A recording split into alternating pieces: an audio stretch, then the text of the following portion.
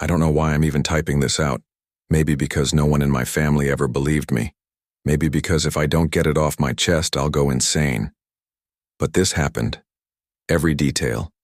And if you've ever been alone at night in a house that creaks too much, maybe you'll understand the terror of realizing you're not actually alone. I grew up in a small rural town in Pennsylvania, the kind of place where your closest neighbor might be half a mile down the road. My family owned an old farmhouse sitting at the edge of a wide open field. Across that field, maybe a quarter-mile away, there was another house. But it was abandoned. Or at least, that's what we all thought. The first time I noticed anything strange was during the fall of 2015. I was 16, home alone for the weekend while my parents were visiting relatives in New Jersey. They trusted me enough to take care of myself, and I actually liked the solitude. On the first night, I stayed up late scrolling through Reddit and watching Netflix with the lights off. Around midnight, I got up to grab a snack. That's when I glanced out the kitchen window and froze.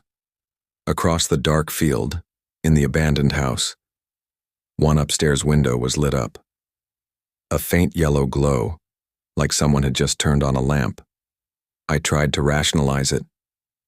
Maybe the old owners left behind a solar light or something. Maybe some local kids were using the place to drink or smoke. I forced myself to shrug it off, but I couldn't shake the image of that lonely glow burning across the field. The next night, the light was still there. But this time, I could swear I saw movement. Just the faintest suggestion of a figure passing by the window. Now here's the thing about my house. It was so quiet at night. You could hear a raccoon rustling in the cornfield from 50 yards away, which is why the sound that followed made my stomach drop. A soft thump, then another, like footsteps, coming from upstairs. I held my breath, straining to listen. The steps were slow, deliberate, like someone was trying not to be heard. I grabbed the biggest kitchen knife I could find and crept toward the staircase. My heart was hammering so hard I was sure whoever was up there could hear it. I climbed 3 steps, then stopped. The sound stopped too. I waited. Nothing. Finally, after what felt like an hour, I forced myself to sprint up the stairs, knife raised, only to find nothing. Every door open, every room empty. I tried to laugh at myself, but when I went back to the kitchen and looked out the window again, the light in the house across the field was out. It stayed that way for weeks. I convinced myself it had all been in my head. Until one night in November, when my parents went out to a late church meeting and I was once again alone. It was around 11 p.m. when I noticed it. The light was back on across the field, this time brighter. And there, in the window, a figure stood. They weren't moving, just standing there facing my house. I closed the curtains immediately and tried to ignore it. I told myself not to look, not to give it power. But curiosity gnawed at me. Eventually, I peeked again. The figure was gone. Relieved, I turned away. That's when I heard it. Tap, tap, tap, at my back door. I froze. My house had no close neighbors, remember? No reason for anyone to be knocking at 11 p.m. I didn't move, didn't breathe. After a minute, the tapping stopped. I worked up the courage to creep toward the back door. My hand shook as I pulled the curtain aside just a sliver. Nothing. Empty porch. I exhaled in shaky relief, until my eyes shifted downward. There, in the thin layer of frost on the porch, were footprints. Bare footprints. They led away from the door, across the porch, and pointed toward the field. I didn't sleep that night. Over the next few months, things escalated. Sometimes I'd hear someone walking around outside my house at night. Once I woke up to find my front door unlocked, even though I was certain I'd locked it. Another time, I discovered muddy footprints inside the mudroom, leading back out the way they'd come. But the worst night came the following spring. I woke up around 2:30 a.m. to a strange sound.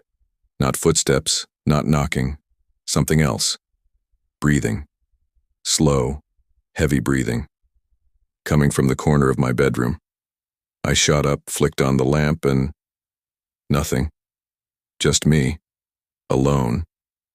Except when I looked toward the window, my blood went cold. The glass was fogged, as if someone had been standing there, breathing. I screamed for my parents, who came running from their room, but when they checked outside, of course there was no one. That's when I told them everything. The lights, the figure, the footsteps, the breathing. My dad tried to convince me it was just kids messing around or my imagination. My mom suggested maybe I was sleepwalking, but I knew the truth, or at least I thought I did. The final incident happened just a few weeks later, and it's the reason I can't sleep in total darkness anymore. It was another night alone. My parents had gone to visit my aunt overnight. I was downstairs watching TV when the power suddenly cut out. The whole house plunged into silence and darkness. My stomach knotted instantly. I grabbed my phone, turned on the flashlight, and went to check the breaker box in the basement. As I stepped into the basement, my phone light flickered across something that made my blood freeze. On the far wall, written in huge, jagged letters, were the words, "Stop looking." I bolted upstairs, heart racing, knife back in my hand. I locked myself in my bedroom, shaking, and tried to call the police. But of course my phone had no signal. That's when I heard it again. Tap, tap, tap. At my window this time. Slowly, trembling, I raised my phone light toward the glass, and I saw it. A face, pressed against the window, mouth stretched in a horrible grin, eyes wide and unblinking. But here's the part that still haunts me. The face wasn't outside. It was inside the glass, like it was behind the window pane staring out at me. I don't remember what happened next. My parents said they found me passed out on the bedroom floor the next morning. The window was closed, locked, perfectly normal. They told me it was a nightmare. Stress. Teen imagination. But I know what I saw. And sometimes late at night when I'm alone, I still catch glimpses of that faint yellow light burning in the house across the field. Waiting.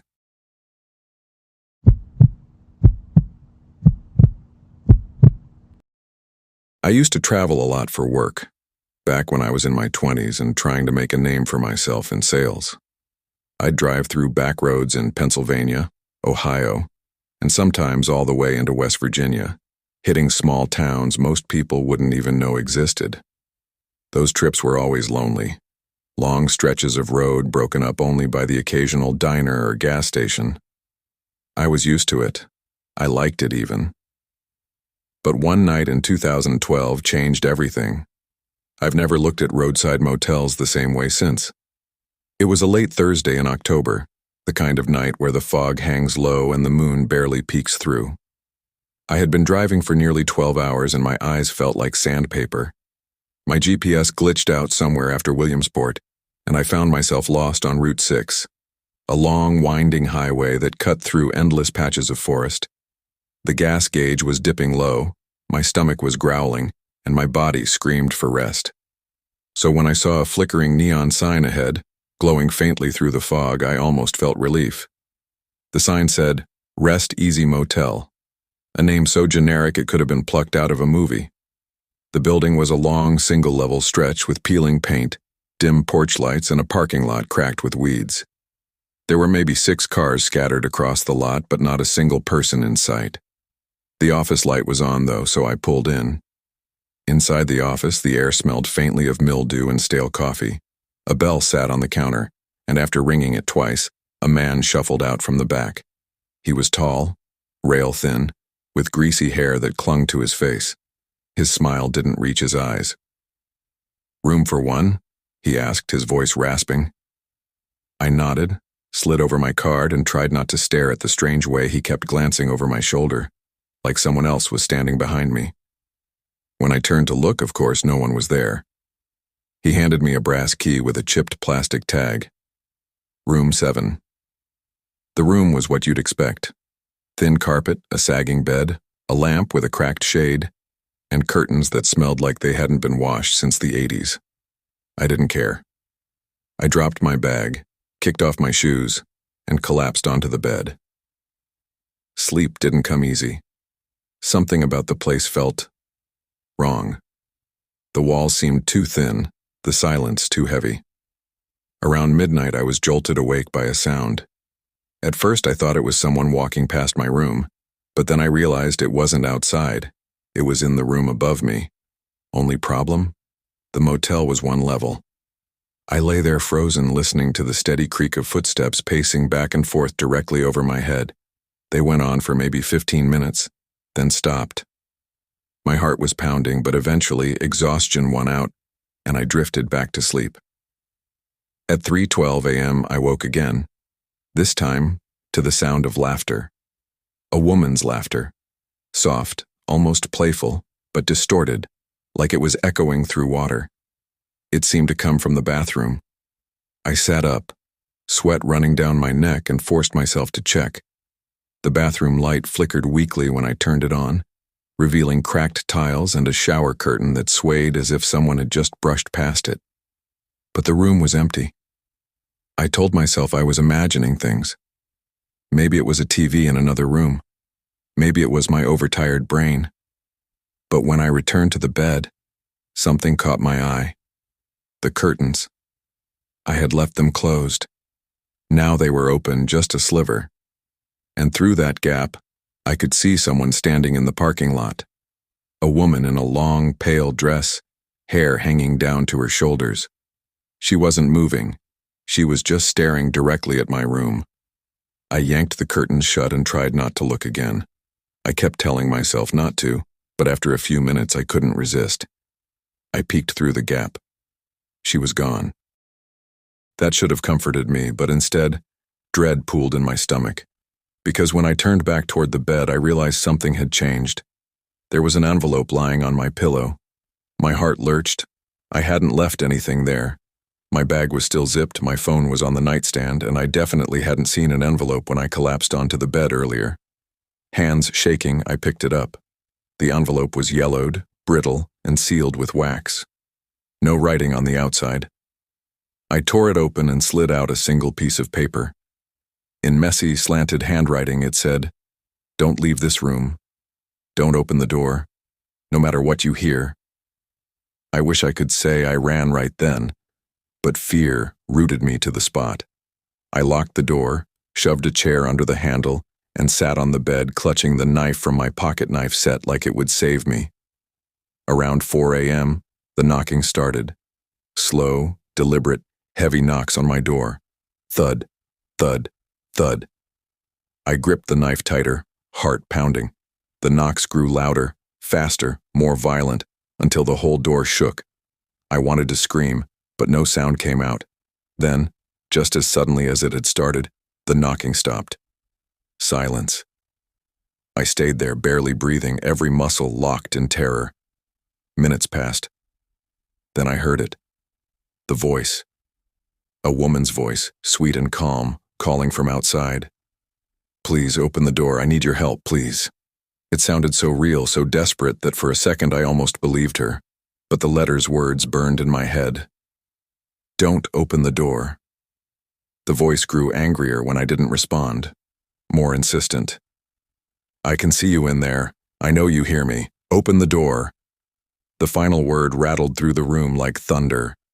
My lamp flickered, the TV sparked on even though it wasn't plugged in, and the air turned icy cold.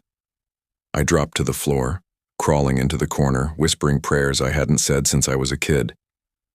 And then, silence again. I don't remember falling asleep. The next thing I knew, morning sunlight streamed through the curtains.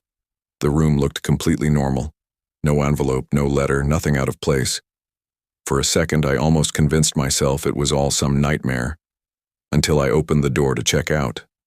Right at my doorstep, burned into the carpet, were words scorched into the fabric as if by fire. "You shouldn't have stayed." I never told the clerk. I just tossed the key on the counter and bolted. When I looked back in the rearview mirror, the motel was gone. Not out of sight down the road gone. Gone. The cracked lot, the neon sign, the whole damn building. Gone. Just a patch of overgrown weeds on the side of Route 6. I don't drive at night anymore. And if you're ever on Route 6 and see a flickering neon sign for the Rest Easy Motel, don't stop.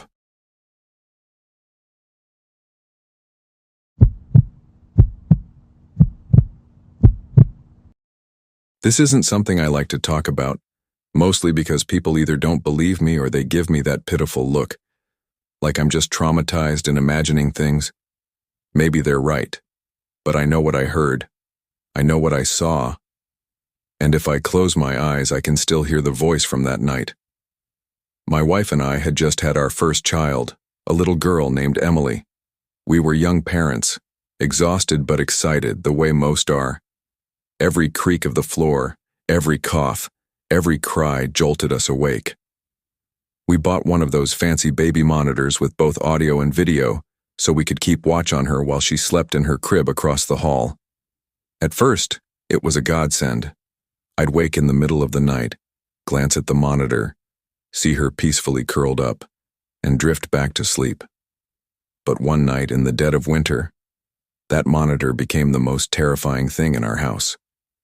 It was 2:43 a.m. I know the exact time because I glanced at the clock on my nightstand when the sound woke me.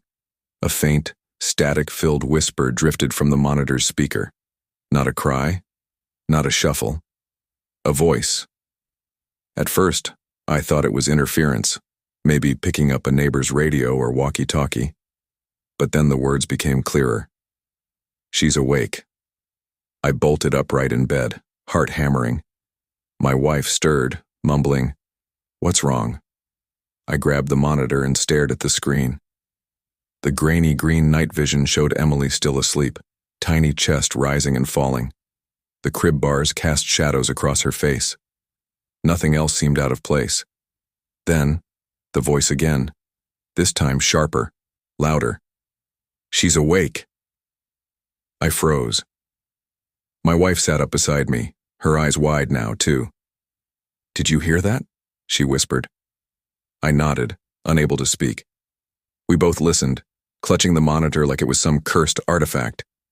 A sound like soft footsteps filled the speaker, accompanied by a faint creak as though someone were shifting their weight inside the room. I nearly threw the monitor when the voice came once more, low and almost playful. "Don't worry, I'll take care of her." That was enough.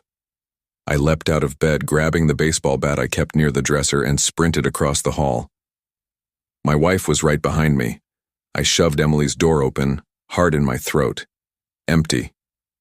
Emily was still asleep, untouched, her tiny hands curled near her face. The room was still quiet, except for the steady hum of the heater. No intruder, no movement. I checked the closet, under the crib, even behind the curtains. Nothing. When I returned to the monitor, my hands were shaking so badly I almost dropped it. My wife suggested interference again, maybe a baby monitor from another house nearby. But we lived in a suburban cul-de-sac. Our neighbors weren't close enough for that kind of bleed-over. Besides, the voice hadn't sounded distorted. It had sounded like it was right there in the room. We tried to shrug it off, but over the next week it got worse. Sometimes we'd wake to faint humming on the monitor, a soft lullaby neither of us recognized.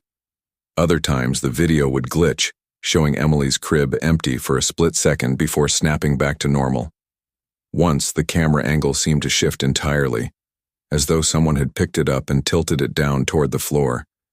And then came the night that almost broke me.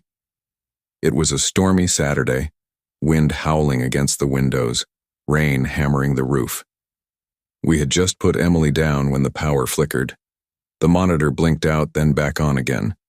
When the screen returned, I froze. There was a figure in the room. A tall, thin silhouette standing right beside the crib, leaning over. Its features were blurred in the green haze of night vision, but I could see the long shape of its arms, the unnatural tilt of its head. I dropped the monitor and sprinted across the hall before my wife even had time to scream. I threw the door open, only to find, once again, nothing. Emily still asleep, no one else there. But when I glanced back toward the hall, I saw something that made my blood run cold. My wife was standing there, monitor still clutched in her hand, staring at the screen. Her face was pale as paper, It's still there, she whispered.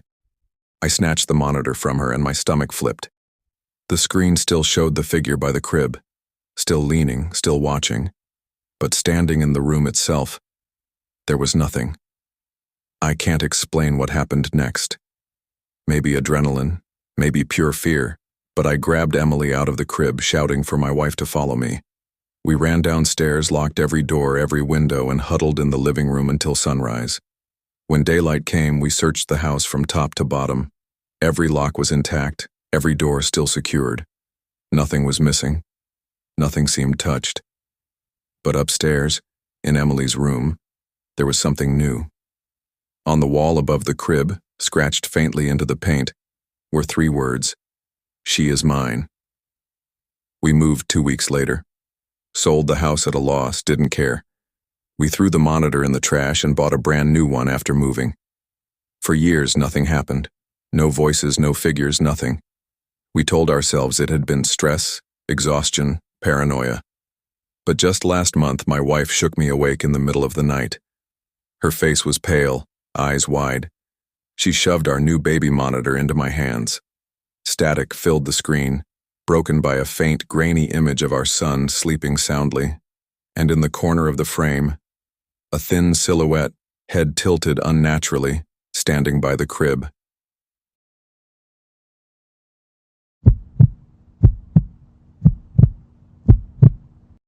Back in 2010, when I was 21 and broke as hell, I took a job as a night security guard at a place called Hollow Creek Distribution.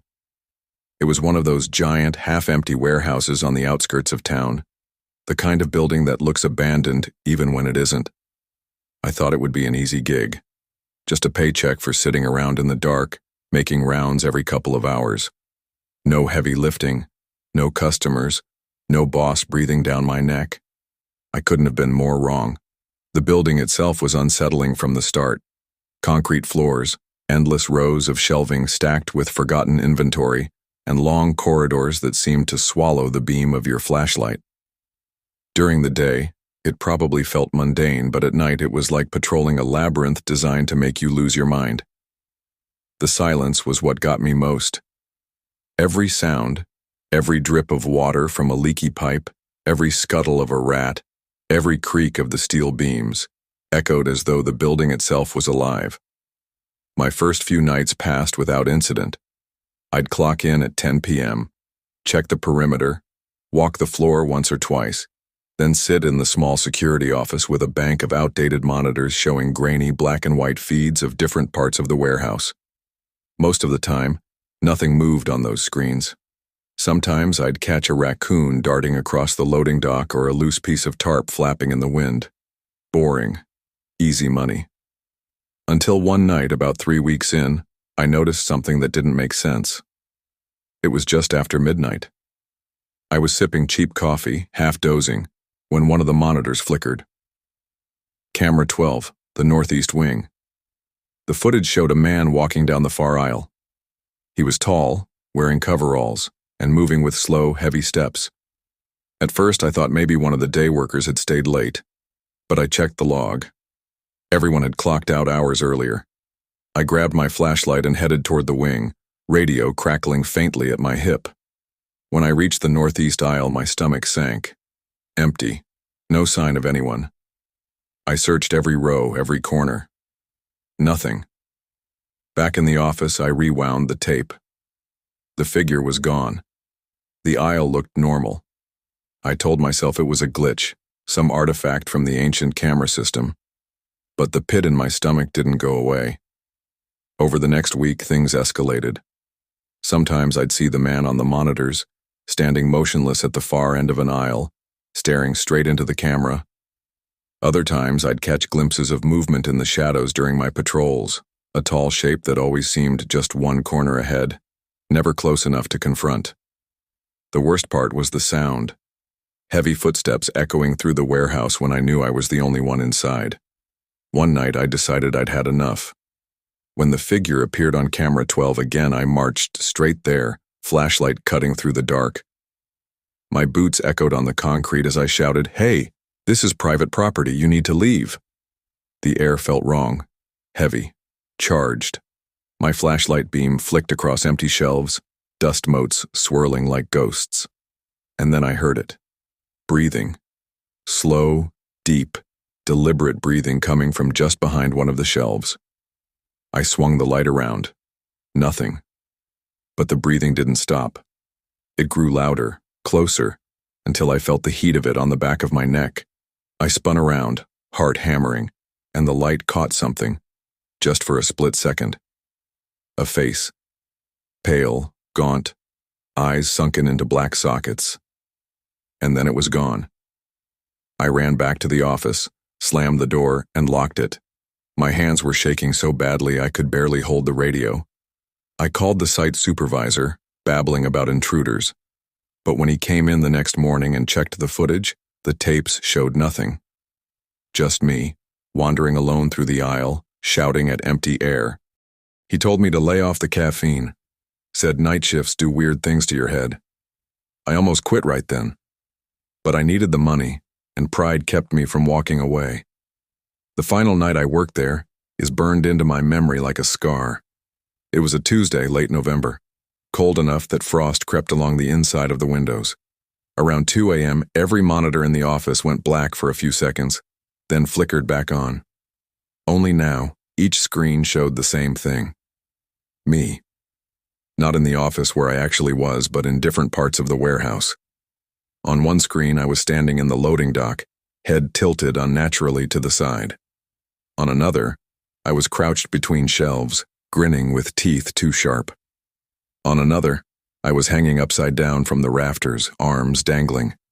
7 different versions of me, spread across the warehouse, staring directly into their respective cameras. I couldn't breathe, couldn't move. Every hair on my body stood on end. And then, one by one, the other me's began walking. All in the same direction. Toward the security office. The footsteps started minutes later. Heavy, synchronized thuds echoing through the concrete halls. Getting closer. I panicked, grabbed my keys, bolted out the side exit, and didn't stop running until I reached my car. I drove all the way home without once looking in the rearview mirror. The next day, I called and quit. Didn't even bother to collect my last paycheck. But here's the part that still makes my skin crawl. A few months later, a buddy of mine who still worked at Hollow Creek called me up. He sounded rattled. He said they'd hired a new guard for the night shift. Guy lasted less than 2 weeks. When they found him, he was sitting in the office, rocking back and forth, muttering the same phrase over and over. They all have my face.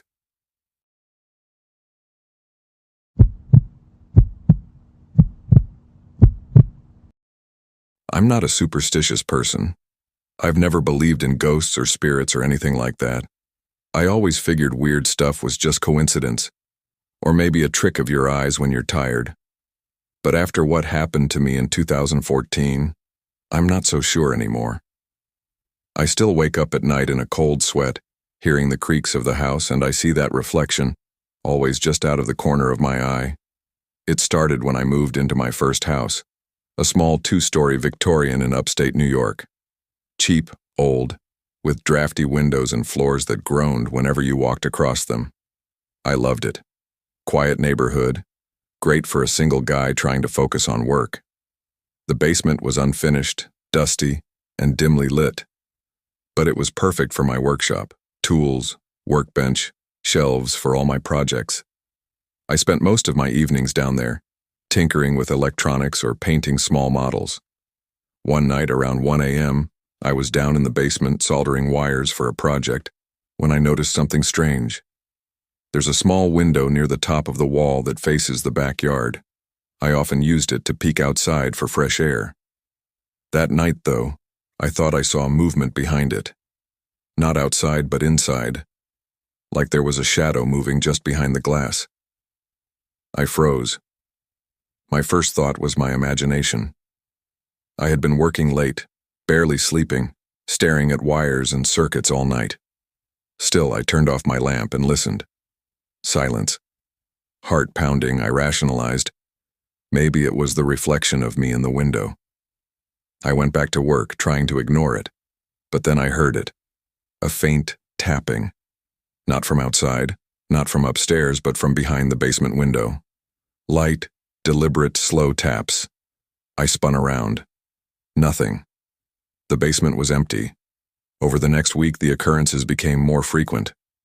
I'd be working down there, and every time I glanced at that window, I thought I saw someone standing behind it, just barely visible. Always a shadow, never a clear figure. Sometimes it would move quickly, disappearing the second I looked directly. Other times I could swear it was leaning forward, staring at me. One night, desperate to prove to myself that I wasn't losing my mind, I set up a camera aimed at the window before going to bed upstairs. I fell asleep, comforted by the thought that I would finally see nothing and laugh at myself. But around 2:37 a.m., I woke to the sound of whispering. Not loud, just soft, deliberate words I couldn't make out. I grabbed my phone and checked the camera. My blood ran cold. The screen showed the shadowy figure, this time unmistakably human, standing on the inside of the window. Its head tilted unnaturally, as though examining me, and its hands pressed flat against the glass from the basement side. Except, the basement door had been locked all day, and I had left no way anyone could enter. I ran downstairs, flipping every light switch, shaking and terrified. The basement was empty. Nothing. My camera had fallen over, wires tangled, recording only static. I didn't sleep that night, or the next. Then came the night of the final encounter. It was a stormy evening, thunder rolling across the hills, rain hammering the roof. I had gone down to the basement to grab some tools when I heard the scratching, soft, dragging sounds along the concrete floor behind me. I froze, gripping the handle of my hammer like a lifeline. The basement light flickered violently, casting long, distorted shadows across the walls. And then I saw it, the shadowy figure, pressed against the basement window, its face pale and stretched, eyes impossibly wide, staring directly at me. I swear I could feel its gaze penetrating through the glass, through the air, straight into my skull. My hammer slipped from my trembling hands. The window started to fog up, breath I assumed. But then words formed, slowly, as if being drawn by fingers behind the glass. "I'm inside," I screamed, bolting up the stairs. As I reached the top, I realized something horrifying. The reflection of the basement window was still there, on the upstairs hallway wall. I froze. My reflection in the glass wasn't mine anymore. It was the shadow. Its head tilted the same way, eyes wide, grinning. I ran out of the house and didn't stop until I reached a gas station miles down the road. I tried to call someone, anyone, but my phone had no signal. When I finally returned later with friends, the house looked normal. The window was just a window. No scratches, no fog, no shadow. Nothing. I sold the house a month later. Swore I'd never go back. But sometimes, late at night, when I'm home alone, I catch glimpses of a shadow out of the corner of my eye. And sometimes I hear scratching. Soft. Dragging. Like something waiting just behind a glass pane. Staring. Watching. Waiting to step inside. And the worst part? I sometimes catch my own reflection, head tilted, eyes wide, smiling.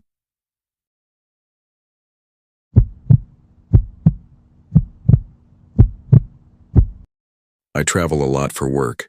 Cheap motels, roadside inns, the kind of places you book last minute when you're too exhausted to keep driving. Over the years, I've stayed in all sorts of places. Clean, filthy, haunted-looking, you name it. But there's one particular night I'll never forget. A night in a rundown motel off the interstate in Pennsylvania. Room 6. I checked in late, close to midnight. The clerk barely looked up from his newspaper as he handed me the key. His only words were, "Don't leave the window open." No explanation, no smile, just those words. I brushed it off as some quirky advice and carried my bag down the dimly lit hall. The carpet was damp under my shoes, the kind of damp that never dries, and the air smelled faintly of mildew and cigarette smoke. Room 6 looked like any other. A small bed, An old TV, a single dusty lamp, and a window covered with faded curtains. I tossed my bag on the chair and collapsed onto the bed. The springs groaned under my weight. I told myself I'd just sleep a few hours and leave before dawn, but something about the room felt wrong. As I was drifting off, I heard it. A whisper. Faint, almost inaudible. At first, I thought it was coming from the hallway, someone talking on the phone maybe. But then it came again, clearer this time, and I realized it was coming from the window. "Let me in." I sat up, heart hammering. The curtains swayed slightly as if touched by a breeze, though the window was shut. My throat went dry. I forced myself out of bed, walked to the window, and yanked the curtains open. Nothing. Just the dark parking lot, empty except for my car and a single flickering streetlight. I shut the curtains trying to laugh at myself, but as soon as I turned back toward the bed, I heard it again. Louder. Clearer. "Please, let me in." I froze. The sound wasn't coming from outside, it was inside the room, right behind me. I spun around, but the room was empty. Only the curtains swaying gently, like invisible fingers brushing against the fabric. I backed onto the bed, pulling the blanket over me like a child, telling myself it was exhaustion. I had driven 12 hours that day. My brain was playing tricks. But the whispers didn't stop. All night they circled the room, sometimes at the window, sometimes near the closet, sometimes directly in my ear. Male voices, female voices, sometimes laughing, sometimes crying. I couldn't move. I couldn't sleep. Around 3 a.m., the whispers all stopped at once. Silence.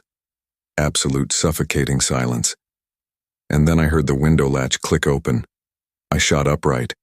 The window was sliding open on its own, the curtains billowing as if sucked by something outside. My body froze in terror as a hand, thin, pale, with long, jagged nails, slipped through the gap. I screamed, bolted for the door, and yanked it open. The hallway outside was pitch black, not dim, not poorly lit, completely black. I couldn't see even an inch in front of my face. I slammed the door shut again, back against it, gasping. When I turned back toward the window, the hand was gone. The curtains hung limp. The window was shut. My heart thundered in my chest. I didn't know if I was losing my mind or if something truly unnatural was happening. I didn't sleep at all that night. I kept the lights on, sitting in the corner with my back against the wall, waiting for the sun to rise. When morning finally came, the room looked completely normal. No open window, no whispers, nothing. I checked out immediately, but before leaving I asked the clerk if anyone had ever reported strange things in room 6. He stared at me for a long time, then sighed. "You're not the first," he said quietly. "People hear voices, see things. That room," he lowered his voice, "that room used to be where we kept guests who didn't make it. Overdoses, suicides, stuff like that. We'd lock them inside until the authorities came. Some say their souls never checked out." I drove away as fast as I could. The image of that pale hand burned into my memory. But here's the part that keeps me awake at night.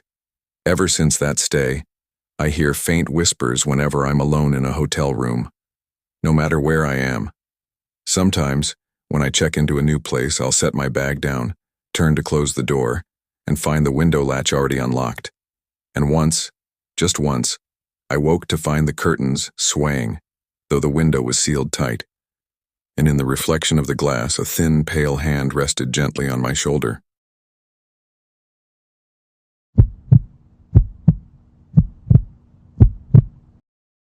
I never thought much about sleep paralysis until it happened to me. I'd heard people talk about it, how you wake up but can't move, how you see things that aren't there. I used to think it was just nightmares bleeding into reality, until the night it happened in my new apartment. I had just moved to Chicago, renting a cheap one-bedroom on the 4th floor of a crumbling old building. It was perfect for me, a writer who worked from home.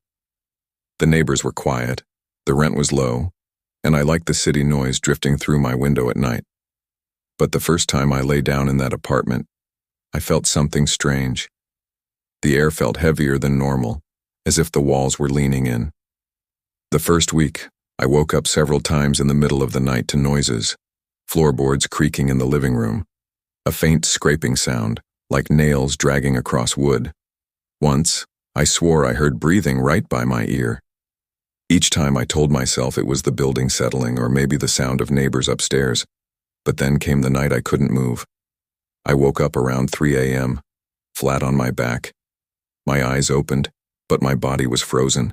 Panic surged through me as I tried to lift my arms, scream, anything, but nothing worked. That's when I saw him. At the foot of my bed stood a man. His figure was tall and thin, his face hidden in shadow. He didn't move, didn't speak, just stood there, watching. My heart pounded so violently I thought it would burst from my chest. I prayed it was sleep paralysis, just a hallucination. But then, he stepped closer.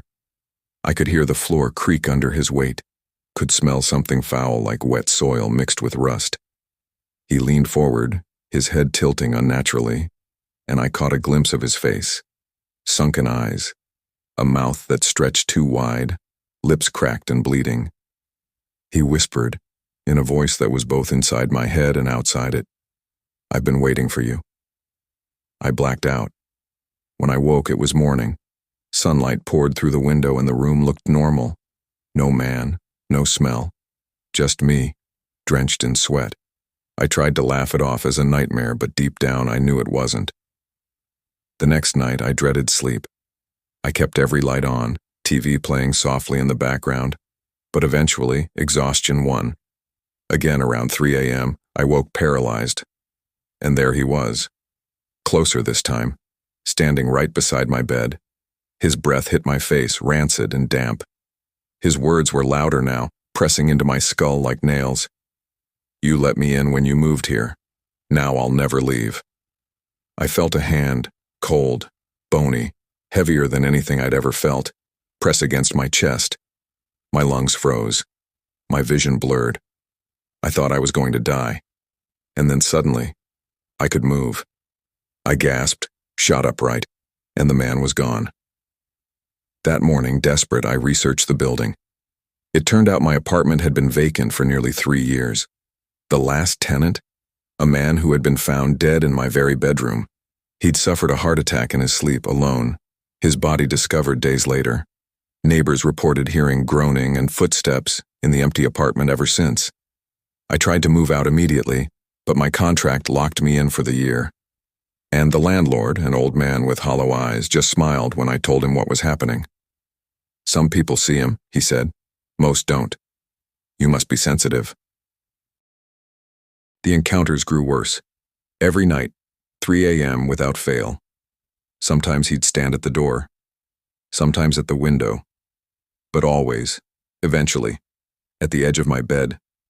Closer each time, sometimes whispering, sometimes laughing, sometimes just staring with those dead, sunken eyes. Then, 2 weeks ago, the worst happened. I woke to find him sitting on my chest, his weight crushing me into the mattress. His face hovered inches from mine, and for the first time, I saw his eyes clearly, empty sockets, black holes weeping something thick and dark.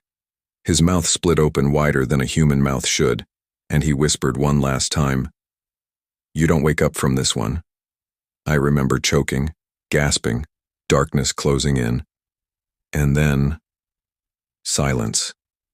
But here's the thing. I don't remember waking up. I don't remember getting out of bed. I only remember opening my eyes the next morning, the sunlight streaming in and thinking everything was fine. But ever since that night, nothing feels real. My reflection doesn't blink when I do. My neighbors don't look me in the eye. And when I lie down at night, I hear footsteps pacing at the foot of my bed, whether I'm asleep or not. So now I don't know if I ever actually woke up. Maybe I died that night. Maybe I've been stuck in that moment ever since, caught in his grip. Maybe all of this, my days, my nights, even writing this story, is just his way of keeping me still. And sometimes when the clock strikes 3 a.m., I swear I can see him again. Not at the edge of my bed this time, but sitting right beside me, whispering in my ear, waiting for me to finally stop pretending I ever left.